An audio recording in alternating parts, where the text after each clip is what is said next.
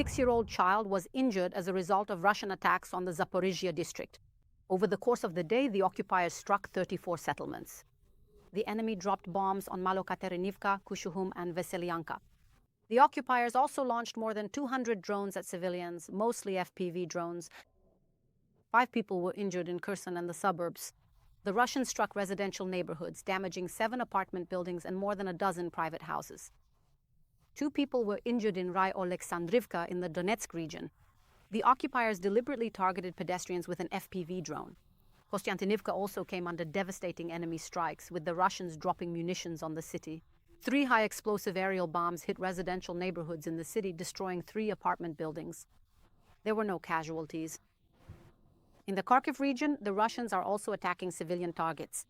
At night, the Lozova community came under attack and critical infrastructure was damaged. The boiler house was left without power, causing disruptions in the water supply. In Bulatsalivka, a recreation center was damaged. In Dvoriknikut, a civilian enterprise was affected, and in Oskil, the power grid was hit. A Shahed drone also struck the roof of the Dovzhanske House of Culture. The building suffered significant destruction. The defense forces are conducting assault operations in the Zaporizhzhia and Oleksandrivka directions. This was stated by Commander-in-Chief Syrsky. However, he did not disclose further details of the operation. TSN Special Correspondent Yulia Kyrienko also notes that our troops have begun to advance. She is currently working in Zaporizhzhia, and you can watch her report on how intense things are now on the front line next. In the report, you will see a fundraiser for the needs of the 148th Artillery Brigade, and you can also join in supporting the unit. A trip to the red zone usually has to be very carefully planned. At the very least, it needs to be better protected. Today, we're using a Humvee, plus some extra gadgets like drone detectors. Enemy attack drones are currently in the air. In fact, we are in the Zaporizhzhia direction. This is where the most active fighting is happening right now. Our driver Victor, who is taking us closer to the front line, isn't very talkative, but he's extremely focused. After all, he has to keep an eye not only on the road, but also on the sky above us. We keep getting alerts that enemy drones are in our sector. So we're forced to stop and wait for them to pass. They need to fly over. The soldiers aren't surprised that the sky is filled with enemy drones because the UAVs are searching for their self-propelled artillery unit. This is a French Caesar self-propelled howitzer with a 155mm caliber. This is one of the first units provided to the Ukrainian army by foreign partners. Back in 2022, its current commander with the call sign Dioma began his training on it in France. There they explained everything, showed us the gun. It was beautiful, just as it should be. Everything was set up perfectly, the tracks were marked, the training ground, you drive out, do the checks, fire the shots, everything hit the target, everything was great. But then, when we got here, there were some details they hadn't explained to us, things we had to figure out ourselves on the spot. And we tried, as they say, its full power. When you fire 18 shells in rapid succession, it performed quite well. Since then, I've taken it through more than one section of the front, and now Caesar is helping the defense forces change the situation in the Zaporizhzhia direction. For the past week, foreign observers and military analysts have been constantly talking about a counter-offensive near Zaporizhzhia. The defense forces have not officially commented on this, although recently the Center for Countering Disinformation announced that Ukrainian forces had liberated the village of Ternuvate. But the soldiers here on the front line still prefer to maintain radio silence, at least until there are more obvious successes, they say. But the cannon fire seems to hint at something. Our troops are indeed advancing. Even artillerymen admit work has increased. It's now several times higher than before. We go out more, we fire more, we hit more targets, we destroy more of the enemy. But the enemy is also trying to regain what was lost. But first they want to locate the self-propelled artillery to silence it. And they do this with their attack drones. Get right under the trees. Unfortunately, we didn't manage, as we usually do after the self-propelled gunfires, to leave the firing position in time because the Russian drone Molniya was already in the sky. And there's a chance it detected our activity. And in fact, right now we are forced to hide right under the trees and wait until this drone passes by, hoping it doesn't spot us. There's an explosion on the horizon. The target is not the French Caesar. As it eventually turned out, the object was identified as the Molniya, and in all probability, what was detected bears a strong resemblance to a gerbera. Significant electronic jamming was present, So the signal was suppressed and completely disappeared from the radar. So the Caesar is heading to shelter as quickly as possible.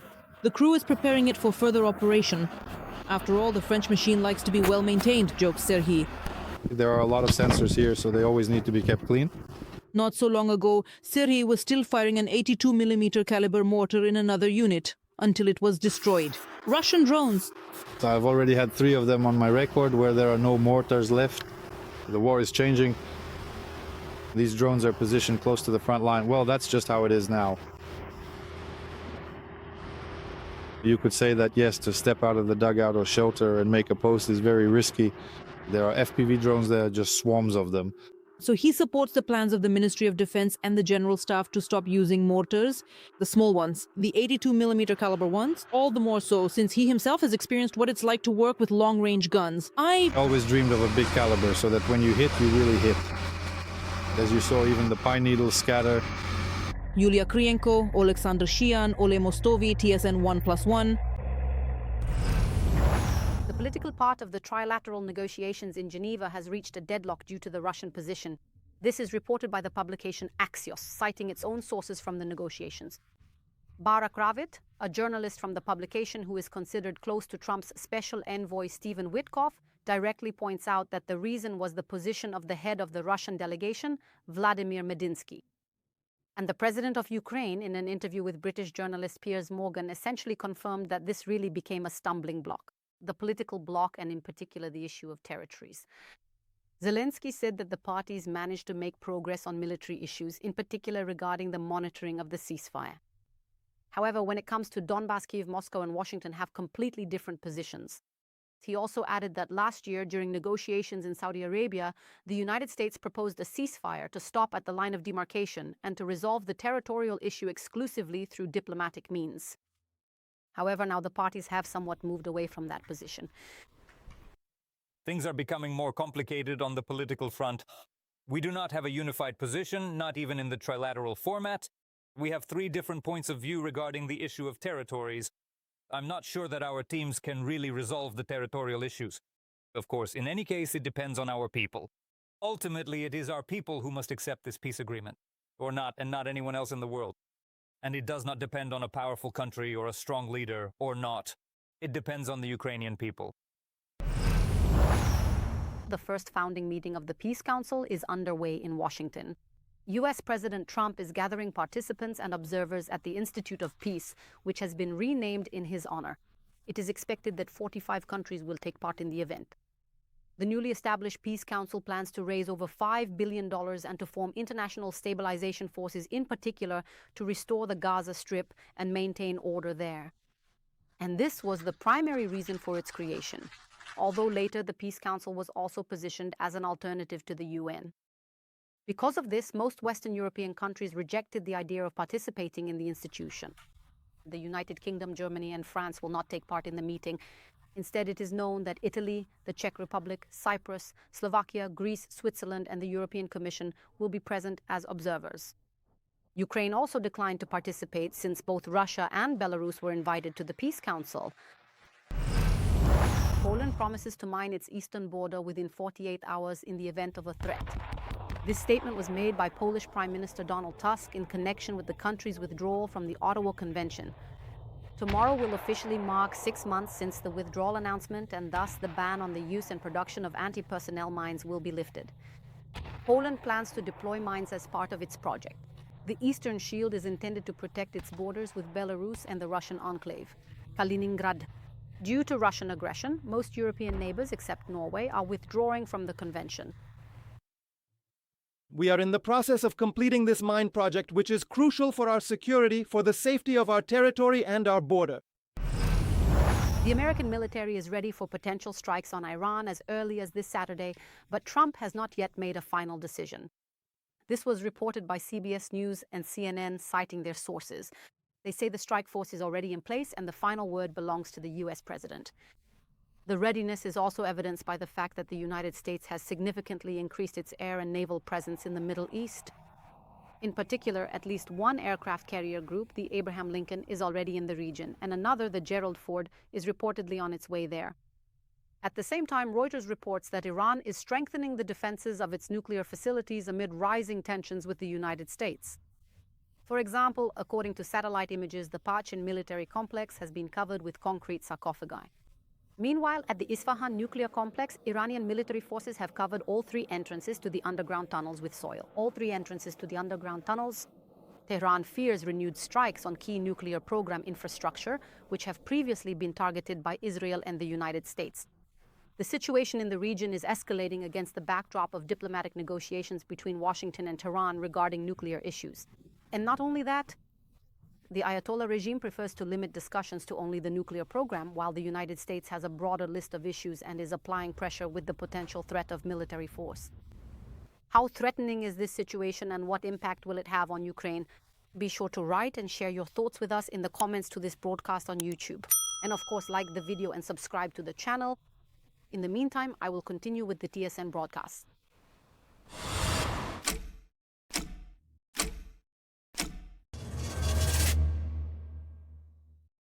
Sigismund, also known as the Professor, and also the former Minister of Energy Herman Halushchenko.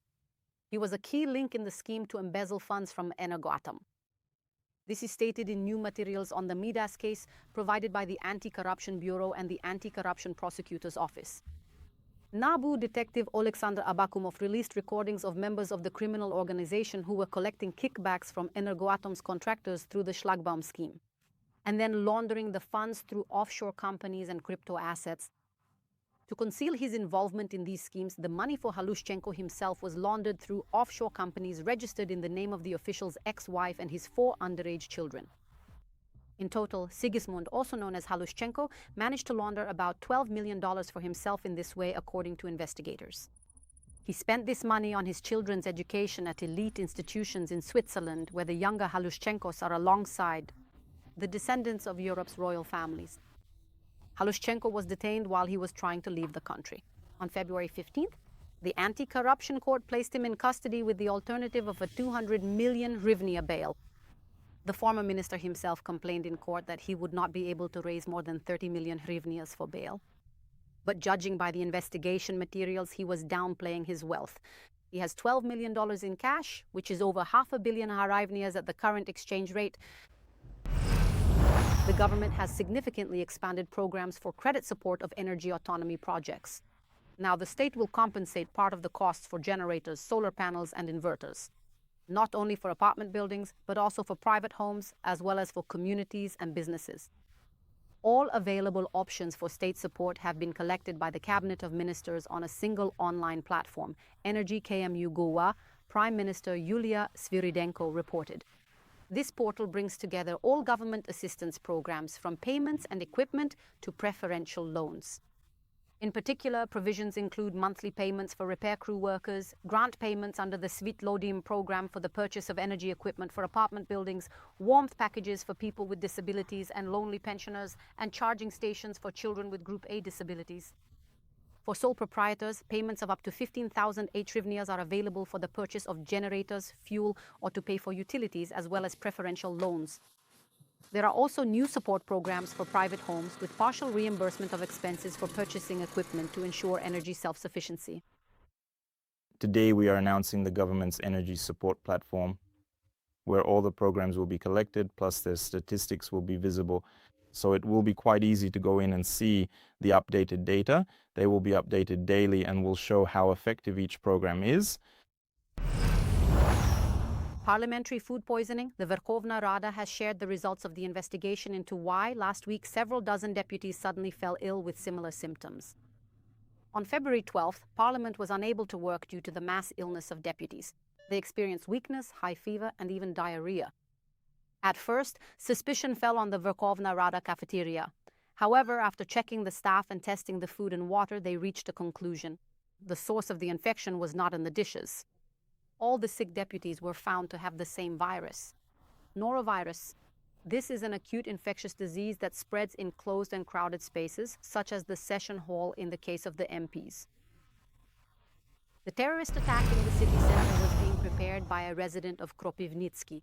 Investigators say that the 27-year-old man who had deserted from military service was recruited by Russian special services.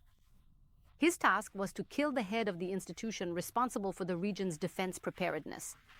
According to the SBU, the suspect tried to track and blow up the official using a homemade bomb near a coffee shop. In his correspondence, he consulted with his handlers about where it would be better to carry out the attack, outside or inside. He was not particularly concerned about the consequences of the explosion for random passers-by or visitors. The young man was caught red-handed and now he faces a life sentence. The local government in Italy has taken a firm stand against the participation of Russians and Belarusians in the Paralympics. This is stated in a joint declaration by the Ministers of Foreign Affairs and Sports, Antonio Tajani and Andrea Abodi. The officials are calling on the International Paralympic Committee to reconsider its decision to allow 6 Russians and 4 Belarusians to participate in the Games under their national flags. In the opinion of the Italian ministers, and I quote, Russia's ongoing violation of the truce and the Olympic and Paralympic ideals, thank you, with the support of Belarus, is incompatible with the participation of their athletes in the Games unless they compete as neutral individual athletes. And this is not the only condemnation of such a decision, the IPC. For example, the relevant European Commissioner, Glen McAuliffe, called for a boycott of the Paralympics opening ceremony. The Estonian Minister of Foreign Affairs, Margus Tsahkna, also condemned the admission of Russians and Belarusians to the Games. The Estonian public broadcaster even decided not to air competitions in which athletes from the aggressor country and its accomplice will participate. It became known yesterday that the International Paralympic Committee has finally allowed Russians and Belarusians to compete under their own flags. In particular, they have been allowed to compete in alpine skiing, cross-country skiing, and snowboarding events. The Games themselves will take place from March 6th to March 15th. The Ukrainian Minister of Youth and Sports will also call on partners to boycott the opening ceremony. This was an absolutely wrong decision, both from a moral and a political standpoint. Of course, it is a direct consequence of the previous controversial decision to restore all rights to the Russian Paralympic Committee. But I think that now, when the process is ongoing and Russia is doing everything to drag out the negotiations and derail the peace agreement, this is truly a dangerous signal. Former Prince Andrew, the brother of King Charles III of Great Britain, has been detained by the police. The arrest was reported by the British police, although, to be fair, anonymously. Currently, Andrew Mountbatten Windsor, who has been stripped of his titles, is being accused of abuse of public office, according to the BBC. Police are also conducting searches at addresses in Berkshire and Norfolk. King Charles III has already responded.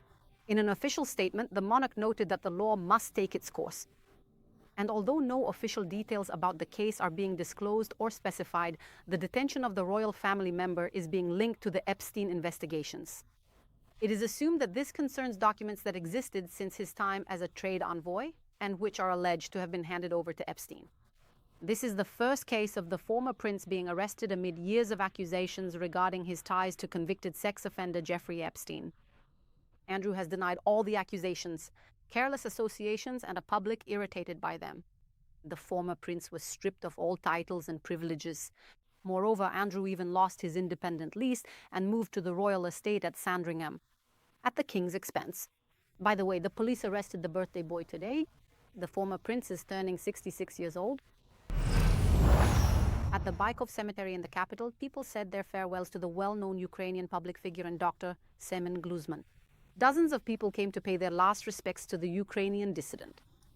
Family, friends, colleagues, politicians, and public figures attended, including the leader of the Crimean Tatar people, Mustafa Dzhemilev.